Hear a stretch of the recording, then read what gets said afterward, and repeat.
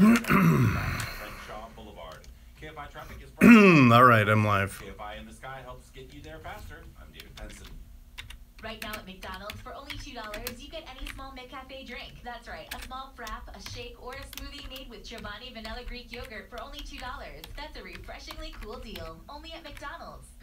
I'm loving it. Price of participation may vary. Limited time offer. 1877 Cars for Kids.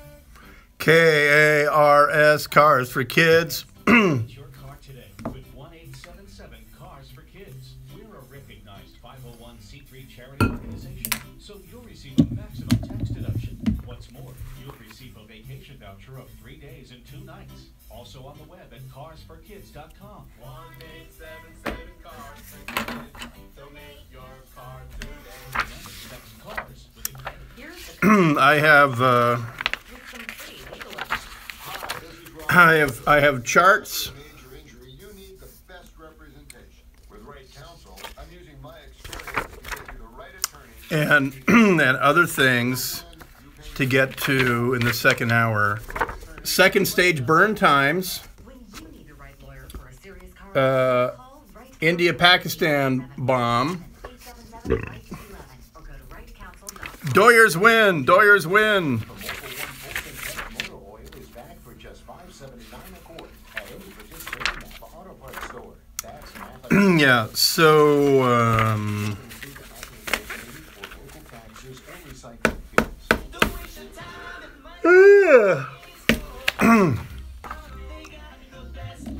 what bumper should I use? How much time? 3 minutes. Okay. 3 minutes. 3 minutes to find a Merle Haggard bumper. Gonna get to Guam. 14 minutes time of flight from North Korea to Guam. A Wendy's Frosty is something special. That we know. A Frosty is just 50 cents. An American classic for a classic. Maybe 3 World Series in 6 years is Cream code. if 3 World Series in 6 years is gay, then you know what? You can pretty much call me Richard Simmons because Nothing quite like a Frosty, and there's nothing quite like this deal. A Frosty for 50 cents. Get yours before this deal melts away. Bruce, no, because I don't want more people to survive because then that's just more people hunting for the deer that I'm going to hunt. Love. But Stand Up to Cancer's mission is to stop cancer altogether by encouraging everyone to get screened regularly. No, there's not really, North Korea's not going to nuke LA. It cures faster than lives are saved. We're not talking about mutually assured destruction like with Russia. Take the pledge. I'm more certain that the missile would be aimed at LA and it would hit, fucking Gorman, or something, or Grapevine. That's what scares me the most. Exchange has thousands of diamonds and imports them. And I said fucking Gorman, by the way. Solitaires are $3.99, 3/4 carat $6.99, and 1 carat $9.90. Certified quality is roughly double. We have thousands of GIA diamonds of rarest size and quality, guaranteed the lowest price. Plus thousands of mountings, and your diamond is set while you watch. Seen a design elsewhere? We can make But you're on Twitter, Mike. I know Facebook. I only do Facebook with college friends, lifelong friends, people at KFI. I don't do Facebook. I do Facebook for Dark Secret Place. Rings are $9.90, 3 stones $6.99. Uh, Stones are $5.99. Thousands of designs guaranteed to appraise for double by factory direct. I'll be ready in 10 seconds. 45429,000. That's the Jewelry Exchange in Tustin, 714-542-9000, or shop online at jewelry. This smells like Bill Handel. Ask Sherwin-Williams and save 35% on paints and stains during their Love for Color sale August 11th through the 14th. Your neighborhood I'll go with The Cure. is right around the corner. Retail sales only, some exclusions apply. Store for details. I'll play it safe and go with Just Like Heaven. Thousands of live radio stations you can take anywhere. Listen to that station in Denver, but you're in Philly, no problem. In Austin, but you miss Seattle, no problem. Plus, iHeartRadio Yeah, I'm all good. artist station. Yes, The Cure. What do you mean, no cure? Just type in the artist you love, and iHeartRadio creates a station just for you. Free radio and unlimited music, all in one app. iHeartRadio. More stimulating stimulating talk starts now. KFI, an iHeartRadio station. Oh, that's not the song I wanted. This is the one I wanted. Here we go.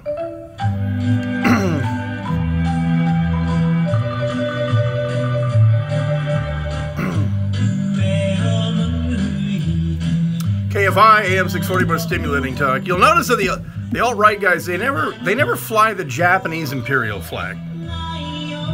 I mean, if you really want to respect someone for their racial purity, it's really tough to beat the Japanese from World War II. And it was tough to beat the Japanese in World War II. That was the big difference between the Wehrmacht and the Imperial Japanese Army is when the Wehrmacht, when they were facing Americans and British, if they ran out of ammo, they put their hands up and they got taken prisoner. And they knew they would be. And they were treated in accordance with the laws of war, etc., even though the Nazis were really horrible to our POWs. Japanese, if they ran out of ammo, they'd sharpen a stick and they'd still come at you. I mean, that was commitment. You want to respect someone for racial purity and warrior spirit, you should be walking around with an Imperial Japanese war flag. So that's kind of odd. But so anyway, we're talking about the alt-right dudes in Charlottesville and the political violence. And I know a thing or two about political violence. As an occupier in Iraq, I was supposed to run around saying, I'm in charge, but don't worry, you're going to be a democracy in 6 months. I hated that. I wanted to play by my dad's rules. My dad was part of the occupation of Japan after World War II. And it was, you know what, we win, you lose. I'm in charge. Then in Bosnia, NATO occupied by, we were not a peacekeeping force, we were an occupation force. We could remove an elected mayor if we wanted. I liked that. I mean, it controlled the political violence that led to the disassembly of the Balkans. And so I know what political violence looks like. And today it looked like a Dodge Challenger, flooring it and running into some protesters. Oh, by the way, talk about mega trolling. Hats off to the Russians. Trolls of the day on this one. The Russian embassy in the U.S. issued a warning to Russians in connection with the situation in the city of Charlottesville, where clashes between supporters and opponents of ultra-right organizations occurred. The embassy said, quote, in connection with the regime announced by the authorities of the state of emergency in Virginia, we recommend that Russian citizens refrain from traveling to this city until the situation is completely normalized and the regime of emergency is lifted, close quote. So they know it's not a thing, but they're doing it because they love, because this is out in the Cold War playbook. That's all they ever showed on TV in Russia was people shooting heroin in the streets of Detroit, and race riots and the whole thing. Never mind all their ethnic problems. That wasn't the issue. The issue was in America is a foundation of lies built on the broken backbones of the black man and all that. Supporters of the ultra-right organizations protested. This is from RIA Novosti. This is the Russian information agency. Supporters of the ultra-right organizations protested against the plans of the authorities to remove the Park of Emancipation monument, the statue of Robert E. Lee, blah, blah, blah, blah. So anyway, I'll probably run out of time before I finish this, but in where I grew up in a town called Port Angeles, we had a little community college called Peninsula College, and there was a doctor of political science there named Dr. Werner Quast. And my dad took some courses there, and then I graduated halfway through high school through my senior year, and I started going to college afternoon when I was a senior. And I took his political science course because my dad said, you're going to like this guy, you should take his course. And he also spoke at the high school once a year, and he told the story of him at the age of 16. He had been in the Hitler Youth since he was 13. It was regardless of what Pope what's-his-name said, you weren't drafted into the Hitler Youth. You had to apply. I forgot what Pope Quitter said, but oh no, I was drafted into the Hitler Youth. No, you had to apply. You had to show 5 generations of German purity. Your head had to measure. You had to have correct Aryan proportions, the whole thing. And as the war turned bad for Hitler, the Hitler Youth were more and more used in the combat role, especially when the Allies crossed into Germany. So he was part of an anti-tank or a Panzerjäger platoon, a tank hunter platoon. And he and some other Hitler Youth guys, led by one regular soldier, one Wehrmacht guy, who was this really cynical senior NCO, who did everything he could to avoid combat with the British until it was unavoidable. Because he didn't want to lose these boys. And the boys didn't understand it. The boys were like, hey, number 2 company killed an American tank, and they lost 10 guys, but they killed an American tank. And he would say, no, they got 10 their own guys killed. So he fought in the closing weeks of the war, and he took out British tanks, and he was captured by the British. And he was an ardent Nazi. He was trying to die for Hitler because he was brainwashed. At the age of 16, he had been brainwashed all of his life. All of his living memory was in Nazi Germany. And he had his black uniform, he had his tunic and his cap, he had his belt buckle, the whole thing. And he said the British captured him. They stripped him to his underwear, and he started crying like a baby. And this is the guy who took any romance that anyone has about war and Nazi Germany. I wish you had the experience that I had in this little town with this guy who used to be a Nazi. I'll finish the story when we come back, because there's a interesting local tie. When we come back, it's hour number 2. A lot of Korean missile talk in the next hour. And the upcoming 4 missile test, or is it? That and more coming up. It's a Dark Secret Place, live until midnight, KFI AM 640. More stimulating talk.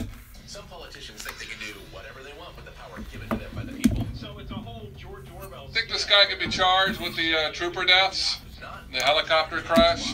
That can't be, because that's like charging, if you get in an accident over I-5, and CHP crashes.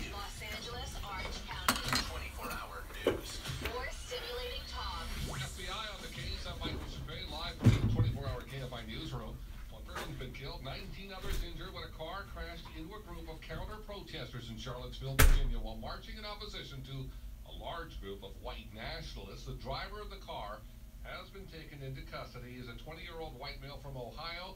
So far, he's been charged with second-degree murder. The FBI has opened a civil rights investigation into the case. The governor of Virginia has declared a state of emergency. President Trump says he has spoken with Virginia Governor Terry McAuliffe, and they agreed that the hate and division must stop. We condemn in the strongest possible terms this egregious display of hatred, bigotry, and violence on many sides. The president says we as Americans need to come together with love for our nation and true affection for each other. Reverend Tracy Blackman blames the violence on the Trump administration. I know that it didn't all come from him, but the language that promotes hatred against other race groups, the language that suggests that some people need more militarization of police than others, has given permission for hate to be unleashed in this country. 2 Virginia state troopers have been killed in the crash of a helicopter near Charlottesville. A helicopter crashed near a house about 7 miles from the city. Officials say the helicopter was patrolling the white nationalist rally and counter-protest that turned violent. Cause of the crash is under investigation. Police say they believe a man that broke into his mother's house on Long Island bludgeoned his mother to death with a hammer and then did the same to his sister and her friend. The father of the murdered friend says he does not understand. You have to wonder, why does this happen? They don't give problems. These girls don't give problems. These girls just have fun. Another friend was also beaten but was able to escape. The suspect, 34-year-old Bobby Vanderhall, had been kicked out of his mother's house and was homeless. Taco Bell's test marketing a new burrito in Southern California, and it's popping. That's because it has Pop Rocks in it.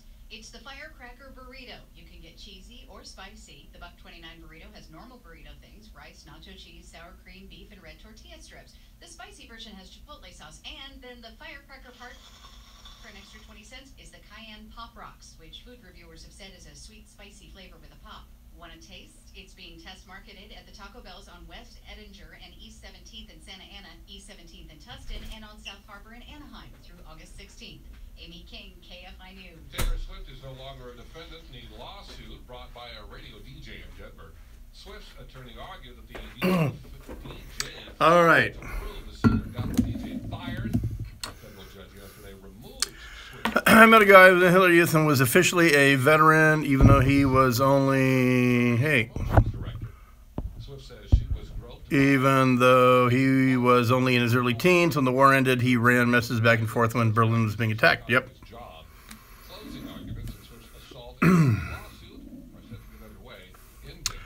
Also, here's an SS fun fact for you. Some of the last guys that the Russians burned out of the basements in Berlin in May of 1945, some of the last guys to go down fighting for the Nazis were Muslims. They were from the Handschar Bosnian division of the SS. And so because if you know anything about the tensions in the Balkans, even though the Serbs were the biggest motherfuckers of the 90s and the most shitty, barbaric assholes that we've seen in our lifetimes, they were really quick to point out that the Croats sided with the Nazis. Wait, where's the camera tonight? Is it there? Okay. That the Croats sided with the Nazis, the Serbs fought the Nazis, and the Bosnian Muslims joined the SS. So of all the three major ethnicities in the Balkans, the Serbs were the ones who fought the Nazis. So that's quickly forgotten, because the Serbs would tell us, why are you taking the side of the Croats and the fucking Muslims? Don't you know what they did in World War II?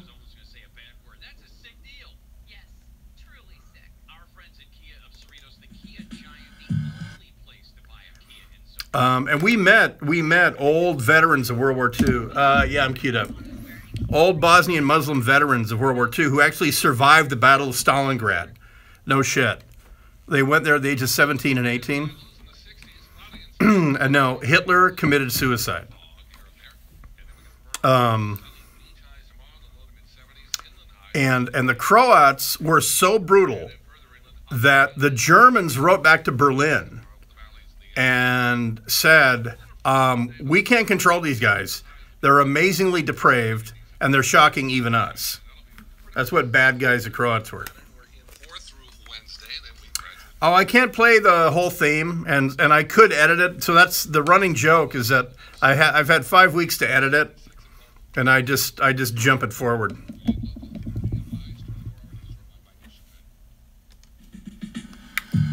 Dark secret place. This radioactivity is coming from Brian Suits on KFI. Let me fast forward this.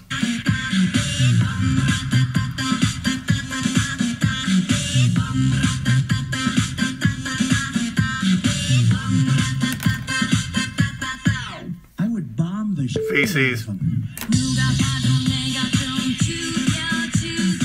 Dark Secret Place with Brian Suits on KFI. KFI, 640 more stimulating talk. It is the Dark Secret Place. Brian Suits in here live until midnight, and I will get into North Korea's impending missile test off the north coast of Guam here in just a minute. But just to wrap up my story, I was telling you a story that in the town where I grew up, we had a college professor by the name of Werner Quast, who later became a city councilman. And he was a Hitler Youth in World War II. And after he was captured, he several years later, he got a visa, came to the United States, attended Whitman College in Walla Walla, Washington, and stayed in the state of Washington, where he became a citizen, raised a family, and etc. But he would talk to the history classes in the high school once a year, and he would describe brainwashing and belief and violence and war and things like that. And it was at a time when I was at that period in your teen years for a lot of boys, where you're building models and you're gravitating towards the German airplanes and the German tanks and things like that. And it was a real wake-up call. It was a severe wake-up call, because I had a dad who was on Okinawa, but he couldn't sit there and just say, "Hey, let me tell you about Okinawa." He didn't talk like that. And so to have this guy who physically was literally committed to heart and soul to the Third Reich, and then who at the age of 16 he's running around Hamburg with the the world's first single-shot anti-tank rocket called a Panzerfaust, a Panzer Fist. And his team are seeking out the British, and they're trying to ambush British tanks and all this. And they were disappointed because their leader, there was a Wehrmacht, a regular army guy who was old. He had been wounded on the Eastern Front. He was trying to survive the war, and he didn't want to go out and get 20 boys killed. And so he was actually avoiding combat. And they were getting angry with him, and they were considering denouncing him and getting a new leader, hopefully a new Hitler Youth leader, who would be a real leader in all this. And anyway, they were overrun by the British, and all the boys were stripped down to their underwear, and they were skinny little, kids, 15, 16. And they had their belt buckles taken away and everything. And they were surrounded by British soldiers, big guys, Canadians, these big strapping cheesers. And they started crying because the Third Reich had lost. It was over. They were hoping that Hitler had some secret vengeance weapon up his sleeve, but days later they found out there was no such thing, and it was all built on a fraud. And it was a really important lesson for me. And he was a very influential guy. It was ironic because when he was a city councilman, our mayor of Port Angeles, Washington, was named Prosper Ostrovsky, was a guy from Poland. He fled Poland in World War II, but they got along. I mean, they had that in common, and you would think that they would hate each other, at the drive-in and at the golf course and in the city hall, but they didn't. They both agreed that Hitler sucked and that World War II sucked and the whole thing, and that America was awesome and America was great. And only in America could you get a former Hitler Youth guy on the city council with a refugee from Poland. And so anyway, the local connection is that I'm in touch with Dr. Werner Quast's son, is also an academic. He's a professor at a very prominent private Southern California university, most known for its excellent football. And he's a prof down here in LA. And it's interesting because he has different memories of his dad as a father versus as a man. And and I told him, no, the things that your dad said I never forgot. And he said, I understand that, and that's great. He said, as a son to the guy, my memories are different, but as a man, you're right. He really was an extraordinary guy. And so that's why my opinion of people who idolize Nazi crap is based on personally knowing a couple Nazis who, to a man, say it was an extraordinary waste of our time. And so what happened, I mentioned really briefly this. In the early 90s, there were a couple incidents in North Carolina where serving regular Army paratroopers from 82nd Airborne were involved in some racially motivated killings. And what it unearthed was that there was a sort of a cabal of guys who sort of were like, yeah, dude, let's get Nazi tats and stuff, and let's call each other by our German ranks, right? So like, instead of private first class, he'll be Obergefreiter. And instead of sergeant, he'll be Feldwebel, and all this. And they were doing all this stupid crap. But one of the things they were doing was getting tattoos. And they were shaving their heads and getting a tattoo like when they're on leave or something. And then letting the hair grow out an inch so that it hid the tattoo. The tattoos that they were getting past their hairline were like the SS letters, the SS runes as they're called. Or they were getting the word berserker, which is an old Nordic thing. And getting other sort of Nazi-themed tattoos in places where you couldn't see it. And so after the Oklahoma City bombing with Tim McVeigh, and the Army discovered that he was still in touch with some other people in the Army, plus the North Carolina thing, the Army, at the direction of Clinton's first Sec Def, who was Les Aspin, came down. Oh, no, he was his second. Anyway, he was his first, Aspin. And he died in office, had a heart attack. But they instructed that the Army investigate and put out a memo outlining that you cannot serve in the U.S. Army if you have any outward imagery of, blah, blah, blah, blah. And so anyway, two of the guys that served in this particular battalion in North Carolina, Fort Bragg, that is where this group of Nazi fetishists were serving, when they got out after the Gulf War by about 92, 93, and they came back home, they were in the same unit as me in the Nevada Army National Guard, where I drilled with the Scout Platoon in Fallon, Nevada. And so one day we had our first formation at 0700, and for some reason we were told to get in PT gear. And we never did that. If we PT'd this particular guard unit, it was on our own time for our PT test. But we always came there in uniform because we went out to the field all the time. We were never in PT gear. But we got there for first formation, and there were some officers that we'd never seen before, and they were not Nevada Guard officers, and they said, guys, get in your PT gear. And if you don't have PT gear, get back out here in your underwear. And we got back out there in our underwear, and what they were looking for was tattoos. And the two guys who had just come off regular Army time at Fort Bragg a year before, they were there. They had even more ink on them than now that they got out of the regular Army. They had ink on their chests. They had Nazi eagles and things like that on their chests, and they had their tattoos on the hairline. I'd never been inspected like that, but we got inspected. And these four guys were pulled out of formation. And they were read a memo, and they were told that they were going to be processed but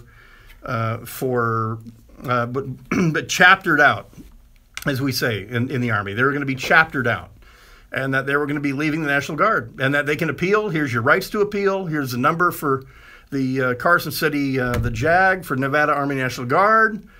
And the battalion commander was the Attorney General of the state, and he was on board with the whole thing. And I'd never seen that, but that's what they did. And I've got to tell you, I mean, I agree with that. Whoever it is, whatever your insurgent group is, and you're in the U.S. Army, then you obviously didn't pay attention when they were giving the oath of enlistment or the oath of commissioning. I took the oath of enlistment, then I took the oath of commissioning. And I paid attention.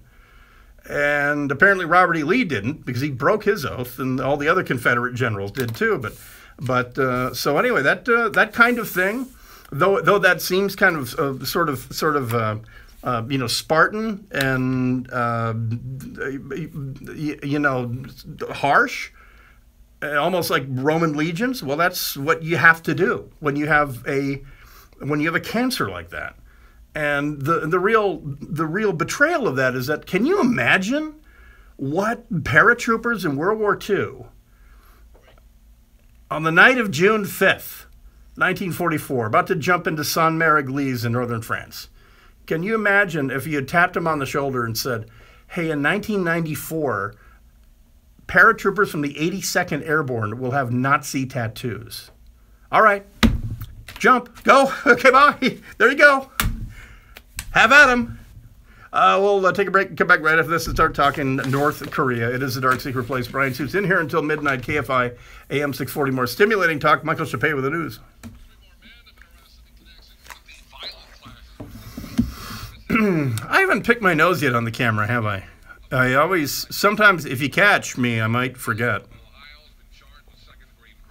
Yeah, I'm going to talk about that, because that probably wasn't smart.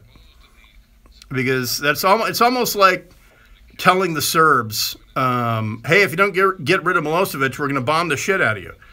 And the Serbs are the most petulant people in the world. And Milosevic was about to lose an election until Clinton said, you better get rid of him or I'm going to bomb you.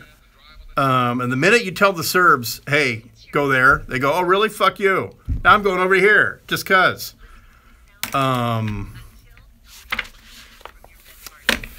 I was going to say, I forgot the we have to crowdsource this. When someone says, hey, that's a really harsh code, I said Spartan, but I meant what did I mean? But there's an ancient historic code, and it means you're being really harsh. You're being really not arbitrary, but you're being very. Come on, help. There's 107 of you. It's an adjective and a noun. Okay. If Wikipedia gives me this answer before you guys do. All right.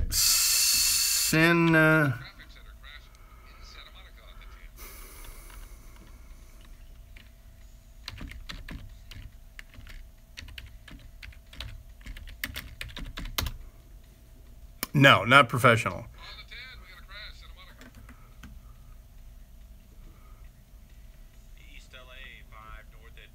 Draconian. Who are you? Wait, you are YouTuber of the day. Where are you? Lalo Rules 1. With the correct answer, Draconian. It's from the Code of Draco, a very harsh ancient judicial code. And the army can be draconian. Yes. Whew.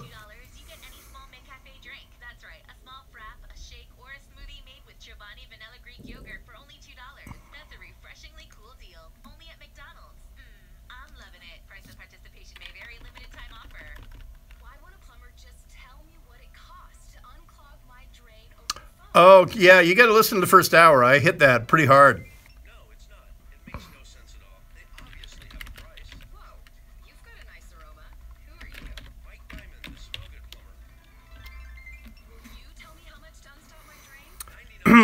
A written law code created by Draco near the end of the 7th century BC in response to the unjust interpretation and modification of oral law by Athenian aristocrats.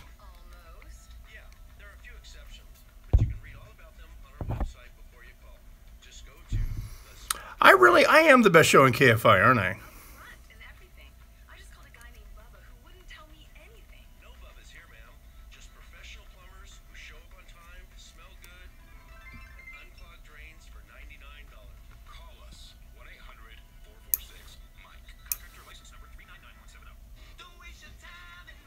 Oh, now you're all just leg humping.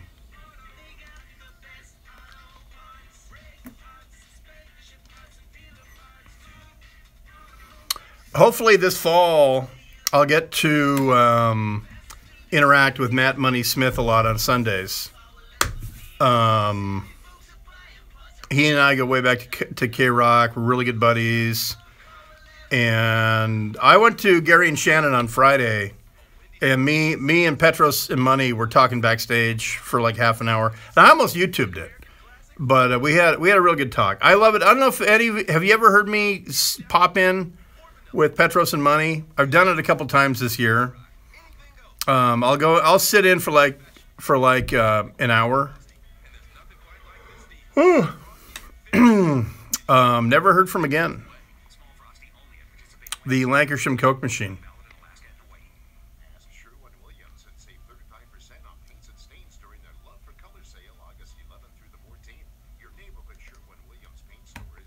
You are watching foodie videos while you could be saving with Groupon. I'll do Little Green Bag.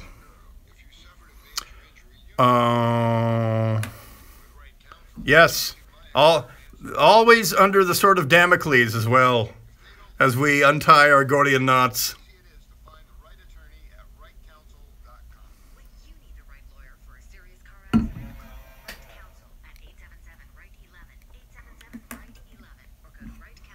I know, and he went to sadtrombone.com. He'd never seen that. I went, dude. I think they were the TV series from the 70s.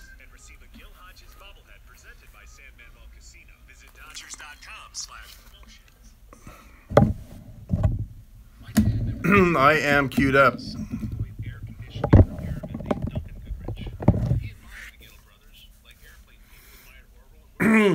Look at my big white cock.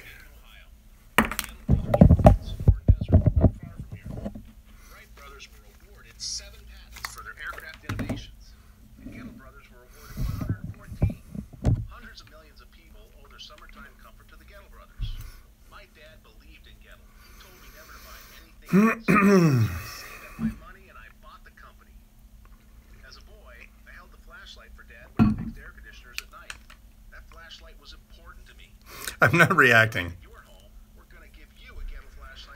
I know, isn't that funny that every once in a while, whenever I go through Target, I always stop in those T-shirt kiosks and I always go through there to find something, you know, kind of cool. I don't like the shirt though. It's not a thick, you know, quality shirt. I intentionally bought this at full price for like $9.99 at Target. But actually at Sriracha, you can get a better quality hoodie and stuff. Excuse me.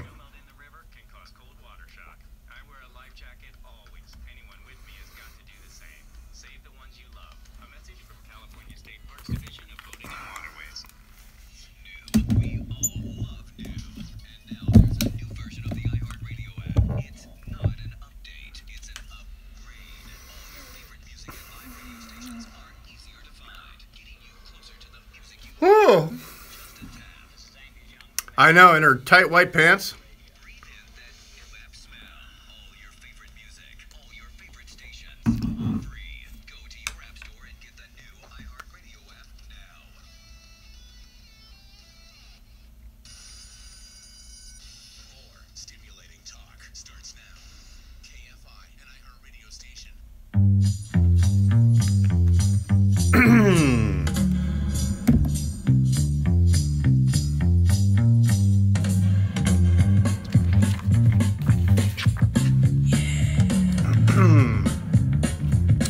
KFI AM 640 more stimulating talk. It is a dark secret place. Brian Suits in here until midnight live, and then tomorrow we kick off a new era. Kick off, get it, with the Tackle Football Chargers of Los Angeles, the local franchise of the American Football Conference, kicking off their first exhibition game at StubHub Center at 5 p.m. against the Seahawks. And LA's beloved Pete Carroll. Frankly, not that beloved. Right? So that is tomorrow. The game, and we all know the preseason games go a little longer. But whenever it's done and we finish our post-game, then I'll do Super Hyperlocal Sunday with whatever's left of the balance between then and Coast to Coast. All right, so North Korea. Here's the deal that Kim Jong-un has responded to President Trump. If you didn't pay attention last week at all, I'm not going to rehash things that happened on Monday and Tuesday. By now, you have already heard that North Korea will experience fire and fury, which, by the way, I got as knuckle tattoos. I'm showing you them on YouTube. As you see, if you're on YouTube at unsheepyourself.com, I'm showing you my new knuckle tattoos.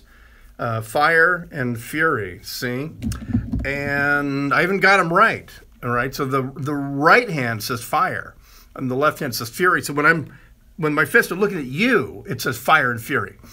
So anyway, he raised the stakes by saying, "Oh, okay, well, we're probably going to do an operational missile test, and it'll go over the southern prefectures of Japan, and they will splash down somewhere 30 to 40 kilometers north of Guam."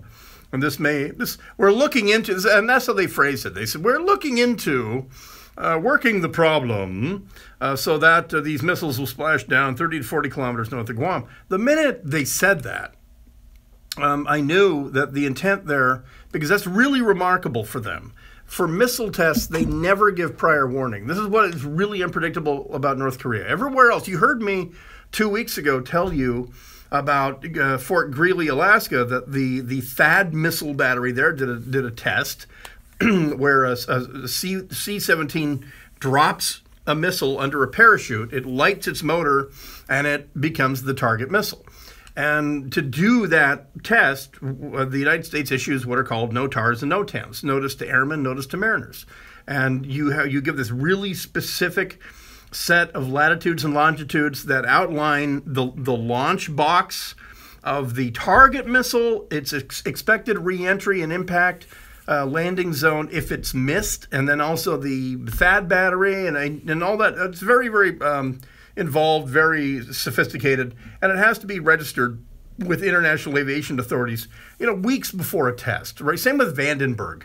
Okay, you go to vandenberg.af.mil, and the first thing you click on is upcoming launches, and it gives you all this data. Well, so the North Koreans have never done this, except for their satellite launches. They've never done it for their rockets, for their missiles.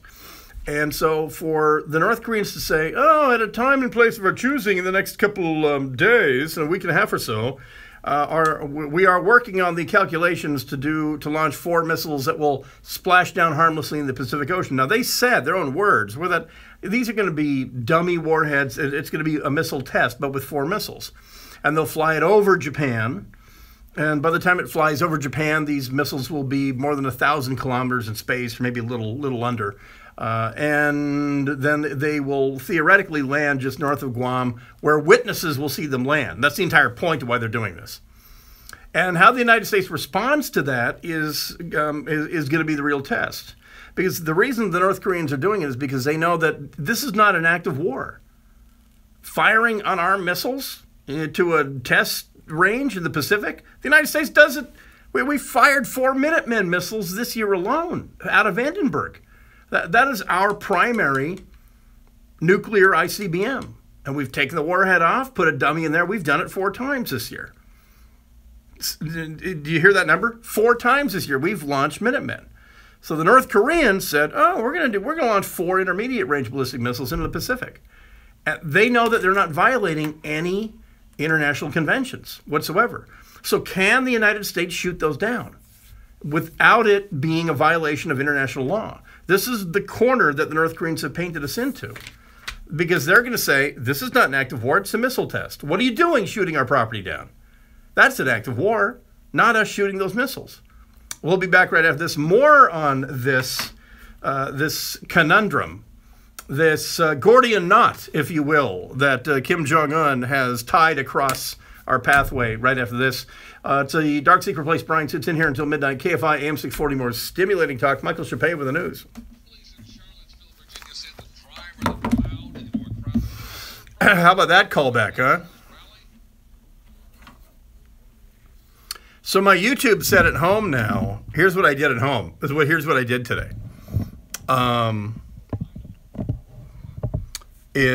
So I have a camera angle like this, and I have behind me, I have Pacific Standard Time and I have Pyongyang time. And then if I turn the camera like this, I have a huge 1 to 500,000 of the Korean Peninsula. So I can do that. And I can sit there and I can do charts and whoa, oh, whoa, we're having an earthquake in Burbank. This feels like a 9-1. Oh my God, everyone get under the table. This has been a drill. What would you do if that really was the big one?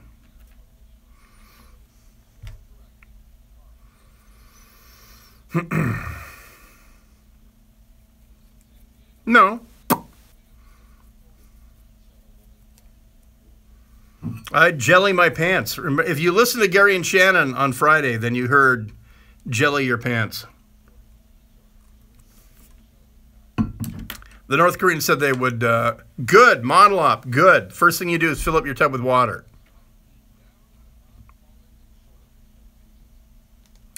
Let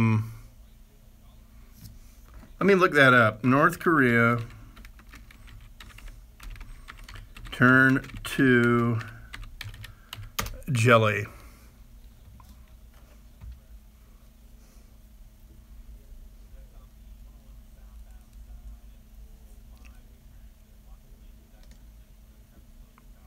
Yep, Joshua with the correct answer.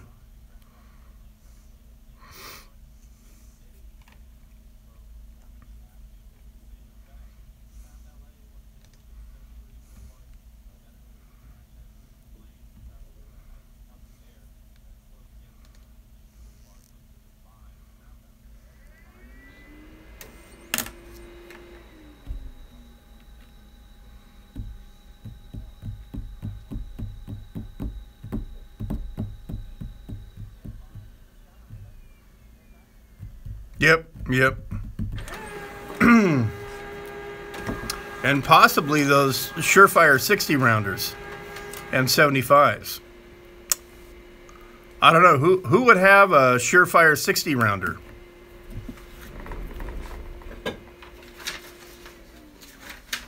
Isn't that ironic that Surefire is based in California and they make the 60 rounders here in California, but Californians can't buy them. So fucking stupid.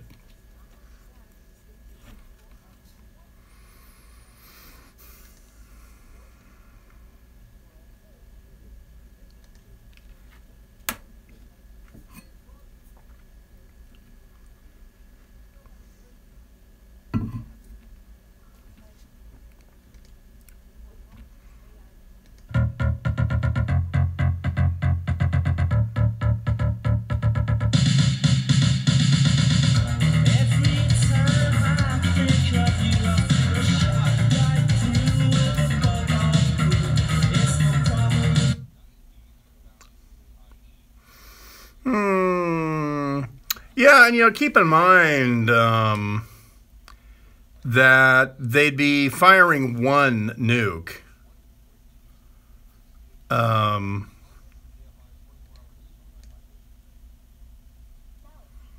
So, and believe it or not,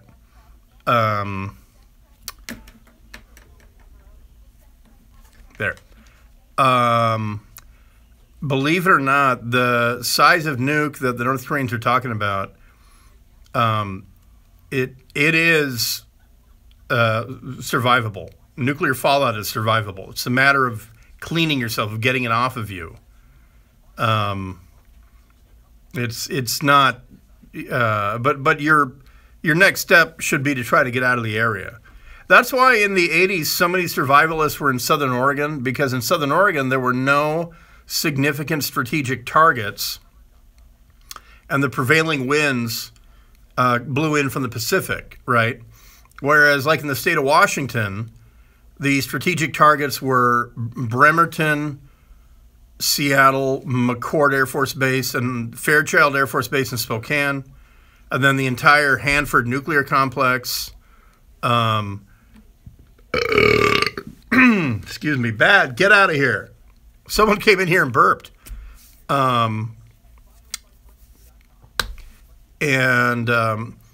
So there were, where I was south of Spokane at Washington State University in Pullman, Washington, where Secretary of Defense John Mattis was born,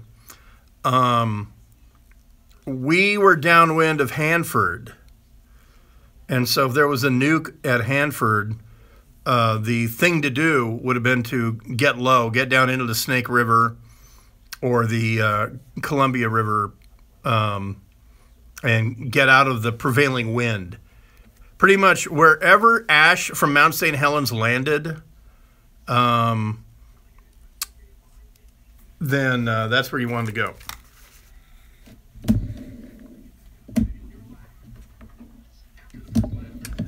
What's that? Oh, no, I get it.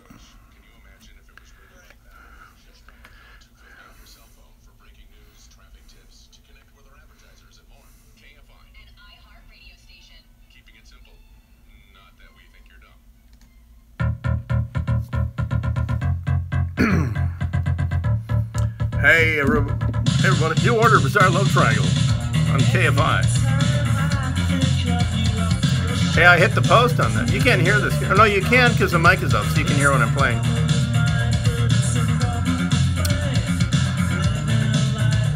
KFI, AM640, more stimulating talk. It is the Dark Secret Place. Brian Suits in here live until midnight, talking North Korea. Here's the quote that came out on Friday as the threats go back and forth. The barrage of words coming from Kim Jong-un's regime are getting more laughable by the day after President Trump, this is from Town Hall, from Katie Pavlich at Town Hall, after President Trump reminded the North Korean government yesterday that the United States will overwhelm them with force like the world has never seen if they go after Guam. The North Koreans said, quote, "We consider the U.S. no more than a lump which can be beat to a jelly any time," close quote. The Korean Central News Agency said on Thursday. So, keep in mind, they translate things into English and we say, what? And oftentimes some of the things that we say confuse them as well, because there's a style of rhetoric in North Korea that doesn't exist here in the U.S. In English. And what they say in Korean oftentimes translates into this really bizarre, overly dramatic, bombastic language. But it's also how the North Koreans talk to their farmers and their factory workers. And they say, struggle, effort with greater strain than ever to produce and meet your goal. And it's all this old Soviet stuff. It's really weird to us, but not to them. But here's sort of the nuts and bolts of what's happened. We're in an era where the North Koreans say something about an upcoming technological development, then they display it at a parade, and then they demonstrate it. And it turns out that everything they said was exactly as it was, that a new rocket engine can provide 80 tons of thrust versus 73 tons just a year ago. And they telegraph these things. They're proud of them. They don't hide this stuff. That's why it's really jarring to the American intelligence community, because we're used to it being like the Chinese still are, where the Chinese shut the hell up until they have a weapon that has been adopted and mass-produced. And then all of a sudden the Chinese say, oh, yeah, we're going to be doing a test of our new DF-21 aircraft carrier killing ballistic missile. You might want to pay attention. And then last week was the 90th anniversary of the People's Liberation Army, and they revealed a bunch of new weapons that we probably knew they were developing, but we didn't see any pictures of them.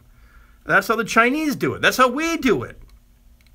But the North Koreans are a little different. The North Koreans will announce the weapon, what it's capable of doing, and we will quake with fear. And then they will show it in a parade, and then somebody in America will say, oh, it's probably a dummy. And then like a month later, that exact missile is launched from somewhere, and off it goes. So when the North Koreans, this is what's kind of scary about this. This is the reason I was saying that, will they really shoot these missiles at Guam? Well, if they don't now, they look foolish, and they cannot afford to be made to look foolish. This is where Kim Jong-un is like Mr. Waltz in Waltz Studios in The Godfather, that he cannot be made to look foolish. Now, he has assurances from his rocket people, from the Korean People's Rocket Forces, that this is entirely doable, that they can calculate 4 different firing positions, which is what they're going to do. And the missiles can hit with a near precision, both at time of impact and locality. And they intend to do this to show their technical prowess. Now, remember, earlier in this year, they had a 4-Scud launch. They had a multi-missile launch from the same launch point. And the rockets were probably fired off the same data, because that's the easiest way to do it. That's what we say in the field artillery, like the Russians in World War II. They would line their artillery up hub to hub, as we say. I mean, literally hub to hub. And the smartest guy in the battalion would do the firing solution. He would talk to all the guns and say, azimuth 039er, deflection 138, and they, charge 4, battery 3, and boom, boom, boom. And whatever, 80% of the rounds would be on target, and the other 20%, who cares? It's Poland. I'll say with the North Koreans, when they fired those 4 Scuds, here's what they wanted the world to see. They all went off at the same time. No technical glitches there. They all, in an uncut video, and remember I made that point back in January, in an uncut video, for 2.5 minutes off these things went. They didn't blow up. None of them veered off course. They disappeared, and they looked like they all knew where they were going. And they all landed at a point of impact roughly in a straight line. They didn't make a, number 3 or anything. They landed in the same spread where they were fired. So that showed technical prowess if you knew what you were looking at. Well, this is what their demonstration is going to be. And I think at this point, like I say, I don't know that you can negotiate them off this ledge, because they are assured that what they're doing is legal. It's just a missile test. Japan can protest, but the problem is Japan didn't protest at the UN when the North Koreans launched missiles over Japan in 1999 and 2009. They've done that before, and the Japanese didn't shoot at the missiles. And precedent's a really important thing in international law. So the Japanese now, I bet, regret not shooting at the damn missiles and saying that's a violation of our sovereignty, we're shooting them down. But they didn't in 2009 or 1999.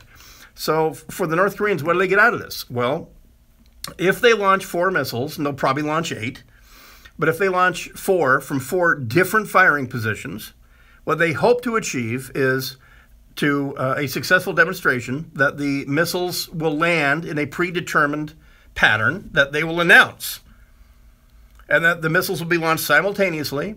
They will have different times of flight from their in accordance with their different launch positions, but they will impact nearly simultaneously, 30 to 40 miles north of Guam with inert warheads. It'll be a missile test. Now, here's the thing. If the United States shoots at the missiles in the boost phase on their way up, if Japan shoots at them on their way over Japan, and then the United States on Guam, if we shoot at them in their terminal stage, we better get all 4 of them. But we know, and you know if you've been listening to me, the worst kept secret, well, actually it's the other way around. Apparently, according to the American media, because I don't see anyone talking about this, one of the best kept secrets is that we don't have a lot of faith in our layered missile defenses, in the THAAD missile defense system, which is coordinated and run by the Army, then the Navy with the Aegis missile system, the SM-3 Block 2 missile, which you can shoot down a low Earth orbit satellite, and then the THAAD system in Guam. Worst case, the ground missile defense from Fort Greely, Alaska. Now, here's the problem. The Missile Defense Agency, they're not in charge of the Army, and they're not in charge of the Navy. And is the Navy coordinating with the Army in Korea about these missile launches? I don't know. We've never drilled like that before. We've never done a live fire drill where the Army takes a first shot at a missile in its boost phase. And then the Navy says, don't worry, got your back, and they take a shot at it. And then they miss, and then the Army in Hawaii or Guam or wherever, San Diego, takes a shot at it. So the Koreans know what they're doing. The North Koreans know exactly what they're doing, that they're actually not testing their missiles. This is not a test of the missile. They know the missiles work. That's the point. This is a test of our missile defense, because the Koreans know that the political victory of getting one missile through to harmlessly splash down north of Guam simply shows the Japanese and the South Koreans and the Chinese that our missile defense is a paper tiger. We'll be back right after this. It's the Dark Secret Place. Brian Suits in here one more time. KFI AM 640. More stimulating talk. Michael Chapin with the news.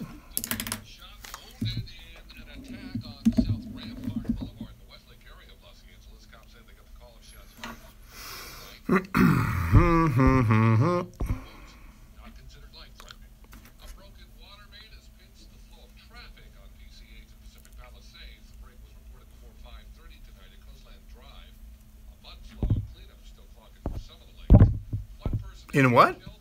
EarthX 2017. What is EarthX?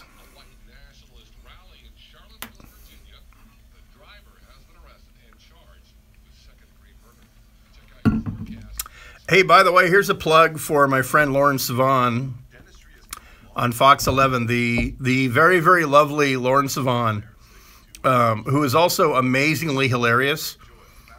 She is hosting... She's co-hosting Discovery's eclipse coverage up in Oregon. So she's doing something for Discovery where they're doing a live thing with scientists and the whole thing.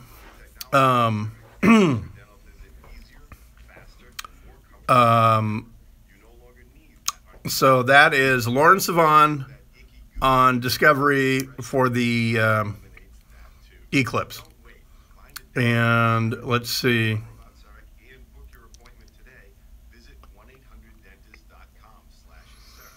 Yeah, Salem Kaiser, home of the Kaiser volcanoes, single A Kaiser volcanoes. I don't know. I do not know what is wrong with Fox 11. I know that a new executive producer came in, and the newscast I used to do with Bobby DeCastro and with Lauren, that actually was a lot of fun, and it was getting better and better ratings amongst millennials who don't watch TV news, so they were getting more and more viewers.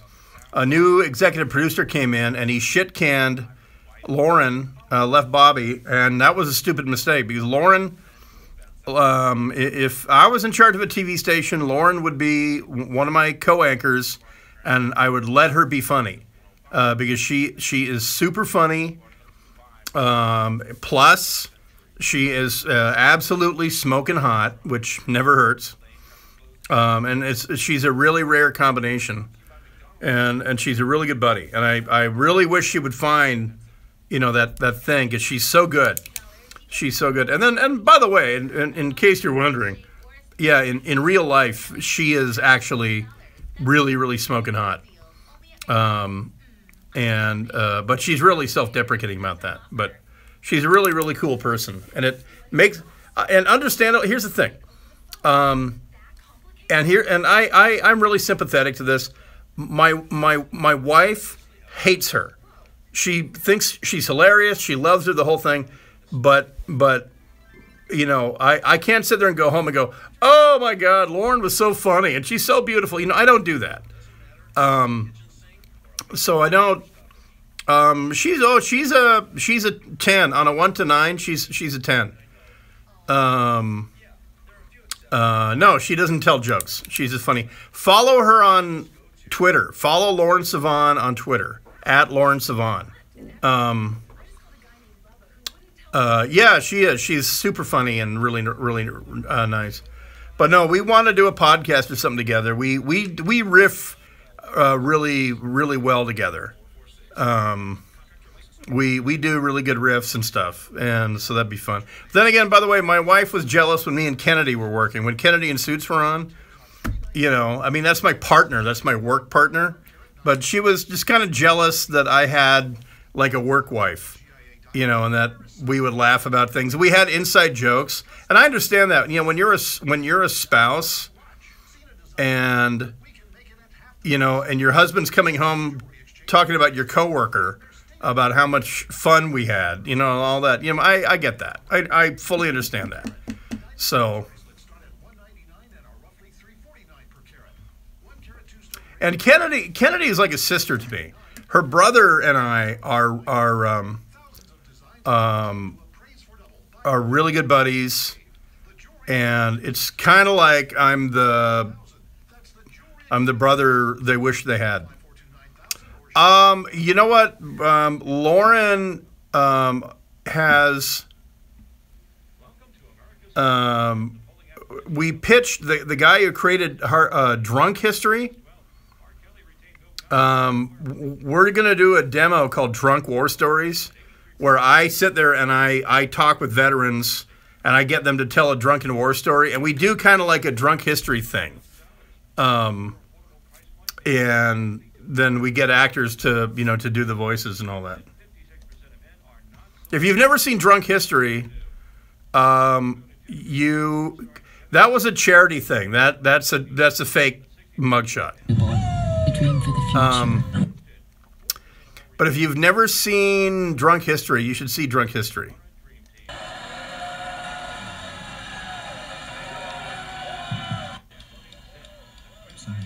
Get off the first 2 tracks, Disorder, Colony.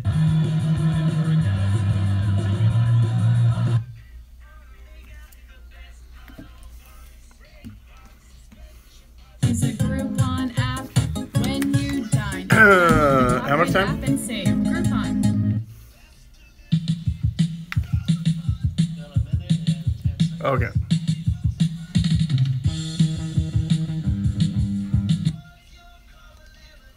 All right, we're gonna play a little Joy Division.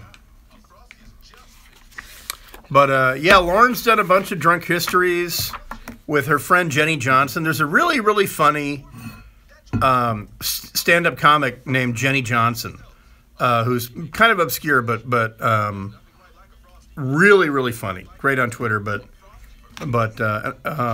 also Lauren is really good friends with Ann Coulter, because Ann Coulter started following me on Twitter. Ann Coulter retweeted something that I did last week, and I got like Sivan, Sivan. Come on, you know that.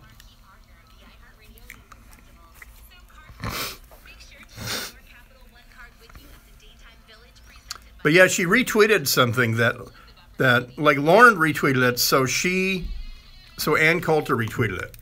So it was, I got all these people following me who probably don't know anything about me.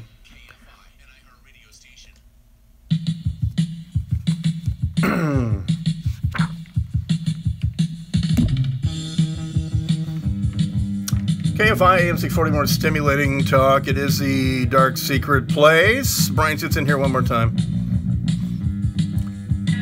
Don't worry, I was 17 when this song came out too. It's way before my time. Actually, it wasn't. So, by the way, for the record, that's Joy Division disorder. So the North Koreans, will they do this? Well, I'm outlining for you the reasons that they will, because at this point, there's not really a lot of reason not to do it now that they've said it publicly. And since, in terms of international law, it's not like it can get much worse for North Korea.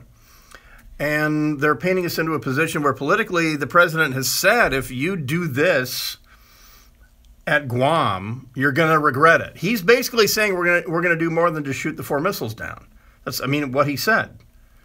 And I'm not sure if that's the smartest thing to do, because so far the North Koreans have only said we're going to fire 4 missiles into the Pacific. They didn't say we're going to hit Andersen Air Force Base. They said they went out of their way to say they're going to impact 30 to 40 kilometers north of Guam, not south. See, and you'll note, by the way, they're overflying Japan, but they're not overflying Guam. Okay, and if you look at a map and you're saying, well, how do they avoid overflying South Korea? Well, if you are on the east coast of North Korea, you can fire southeast and you can avoid South Korea. But you can't avoid Japan. But the Japanese have twice now ignored it when the North Koreans fly missiles over Japan. And so the North Koreans are in this position where they're putting, or rather I should say they're putting us in a position where if we shoot them down after they've stated that there's no aggressive intent, then they're going to say, oh, who's the warmonger now? And like I say, the other reason for him to do it, the primary reason for him to do it, is to reveal that the American layered anti-ballistic missile system is a 50-50 proposition at best. And so that's why when he says 4 missiles, count on 8. Because what he wants to demonstrate is not only the technical prowess, but he's going to fire them from different firing positions. So he wants to do basically a real live fire preview of what he would do and how powerless we are when he puts nuclear warheads on these missiles. And the problem is, he might have a really good point. But this is where I got to tell you, what I would do, what the United States should do, is put maximum effort into this. I mean, surge 3 or 4 more Aegis cruisers into the Western Pacific. The South Koreans have the system, but a different missile. The Japanese have the system as well. They have the SM-3 missile. And I would absolutely, I don't care if it cost $1 billion in missiles to shoot these 4 down. Because I would right now assume it's going to be 8. And you have to be 8 for 8. I mean, literally, this is key. And this is a showdown. Because if we go 8 for 8, then we can say to the world and to Kim Jong-un, all right, next. What do you got next? Is that it? Was that your shot there? Because he'll be so embarrassed. He can scream violation of international law. But to who? To the same UN that he's ignoring? That he ignored and built nuclear weapons? And really, what's he going to bitch about? Oh, they shot my missiles down because it turns out I'm pretty powerless. So this is key. This is extremely important. So it is as important to Kim Jong-un to do this test as it is important to us to prevent these missiles from hitting the impact zone that he has designated. Now again, here's the wild card. He's not phoning ahead on this one. He never does, because why would you, right? He's given us a window in the next few days. We're examining the problem of launching 4 missiles into the Pacific north of Guam. Like I say, why would you launch 4? We possibly could shoot 4 down. But if you fire 8, then you're going to embarrass the United States in front of our key allies, Japan and Korea. You're going to make everyone from Australia to New Zealand to even India wonder why they believe us when we say that we got this, not a problem. There's no threat we can't shoot down.